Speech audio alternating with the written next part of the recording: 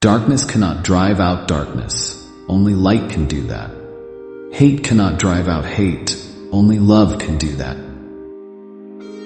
The ultimate measure of a man is not where he stands in moments of comfort and convenience, but where he stands at times of challenge and controversy. Faith is taking the first step even when you don't see the whole staircase. Injustice anywhere is a threat to justice everywhere. Our lives begin to end the day we become silent about things that matter. I have a dream that my 4 little children will one day live in a nation where they will not be judged by the color of their skin, but by the content of their character. The time is always right to do what is right. Life's most persistent and urgent question is, what are you doing for others? We must accept finite disappointment, but never lose infinite hope. True peace is not merely the absence of tension, it is the presence of justice. Freedom is never voluntarily given by the oppressor, it must be demanded by the oppressed. I have decided to stick with love. Hate is too great a burden to bear. The arc of the moral universe is long, but it bends toward justice. If you can't fly, then run. If you can't run, then walk. If you can't walk, then crawl. But whatever you do, you have to keep moving forward. Intelligence plus character, that is the goal of true education. Nonviolence is a powerful and just weapon which cuts without wounding and ennobles the man who wields it. We must learn to live together as brothers or perish together as fools. The function of education is to teach one to think intensively and to think critically.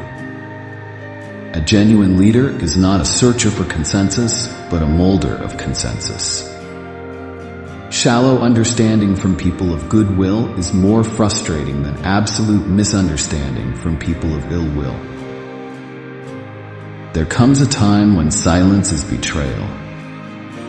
Only in the darkness can you see the stars. The quality, not the longevity, of one's life is what is important. In the end, we will remember not the words of our enemies, but the silence of our friends. Love is the only force capable of transforming an enemy into a friend. No one really knows why they are alive until they know what they die for. Forgiveness is not an occasional act, it is a constant attitude. The hottest place in hell is reserved for those who remain neutral in times of great moral conflict. Our scientific power has outrun our spiritual power. We have guided missiles and misguided men. We are not makers of history. We are made by history. Every man must decide whether he will walk in the light of creative altruism or in the darkness of destructive selfishness.